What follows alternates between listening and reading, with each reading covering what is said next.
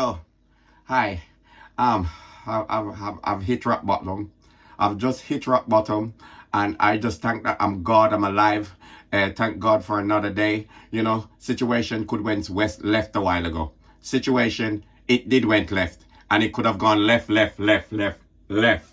Okay. The situation is that I just in my house a while ago. My brethren come check me. When he come check me a while ago, he says, "MK, what's going on?" I says, "Yo, I'm just chilling, trying to take a rough life easy, you know." So he says, "Oh, cool, cool, cool." So he says, "What you plan for the rest of the day?" I says to him, "Well, I'm just gonna transfer some music and then just spend some quality time with myself, like write down a few notes, jot down a few things that I need to do in the future." So he says, "Cool." He says, "Let's go on the balcony and have a smoke."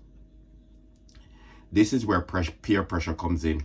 And you mustn't pick up things in life that you cannot manage. If you are 5'2" and you see a woman that wears 400, 500 pounds, don't go say you can manage her. Because your life is going to be in her hands and your life is at risk.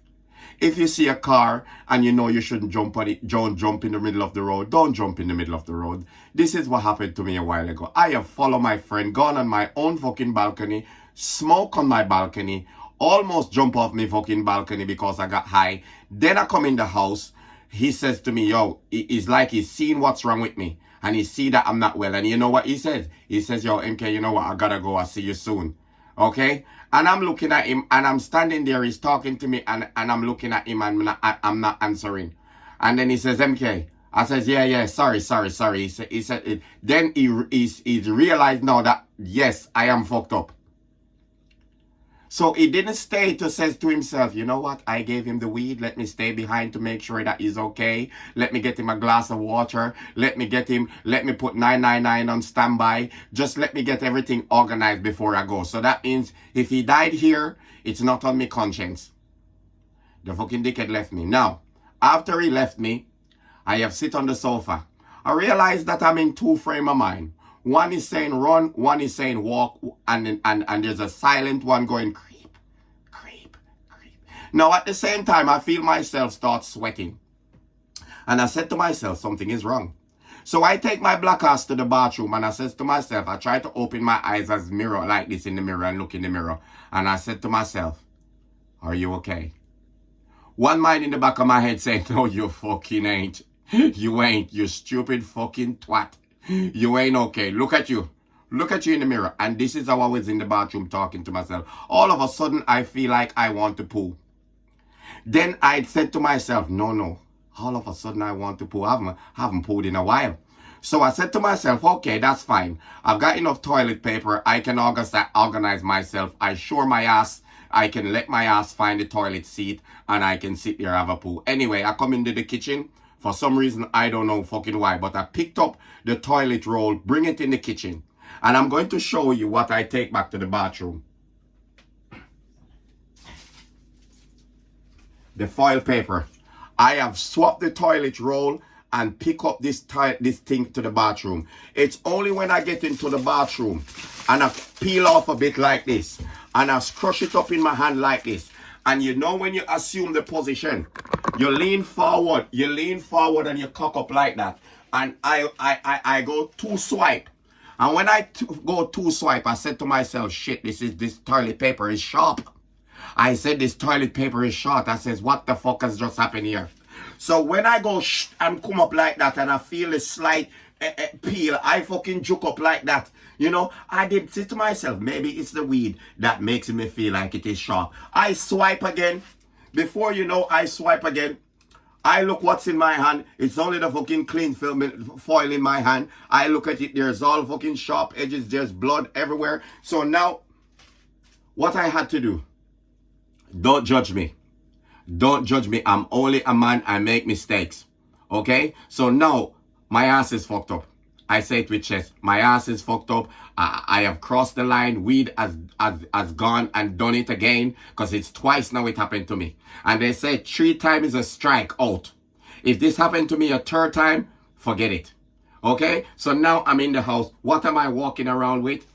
My daughter's thingy. I had to put one of these on. I had to fucking put one on just now and push it right between the crack of my ass to stop the blood from coming out. I said to myself, MK, this is it for you. This is it. But I'm not scared to say it. I am now using fucking Stay Free to block up my fucking ass because of weed. Do not smoke. Smoking is not for you. Do not smoke. Okay? Do not pick up things where you cannot manage. Okay? I've been walking around with this under my arms like this for the last couple of seconds, back and forth, pacing in the house, walking like I'm a fucking ostrich. Walking like I'm a ostrich, like I'm bow-legged. You know when your fucking legs are bow like that, you're bow-legged? This is what I'm doing, walking around in the house bow-legged because my ass is fucked up. I said to myself, this is one of the reasons that I don't want to go to prison. I will stay on the straight and narrow. Do you understand what I'm saying? Anyway, don't judge me. I'm only a man. I buy these for my daughter. It's a good thing they come in handy now. I was said to me, say that a fire for that. Man should not use Stay Free. But emergency must. If tomorrow morning, I'm sure you're on the road and a car hit you and the lady come up to you, there's only one lady on the side of the road and she pull out one of these and put it on the forehead like this, you wouldn't know any fucking different. You end up in the hospital with a fucking Stay Free on your head. Don't tell me no bullshit because somebody's going to come in and they're going to be a smart ass. And they're going to say a shit about it. But anyway, as I said, if tomorrow morning you go outside and something happened to you, and you got a big gash on the forehead here, and the only lady that out there to save your life, he put this to stop the bleeding, so be it.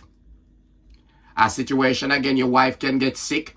A real man would, if his wife is sick, he would take this off his wife and he would dress his wife and put on new one and clean his wife up if his wife is paralyzed or got some kind of disability or an accident or something. You would do it for your daughter. I say it with chest. I am a man. And nobody's going to take that away from me. Needs must. Anywho. Let me push it back in properly. Some man wouldn't go to the shop and buy this. I go to the shop and I buy it for my daughter. And I've got more than one. I've got different ones because I didn't know what the fuck to buy. So I pick up everything on the shelf. I've got thin one. I've got big one. I've got long one. I've got these are the short ones. I've got the ones that you push up inside that looks like a little finger. You know, I've got all of that. I don't know what they call, but I've got them. Anywho, leave me a follow, leave me a comment. Leave me a comment in the section there. Weed is not for everybody. No more. No more for me.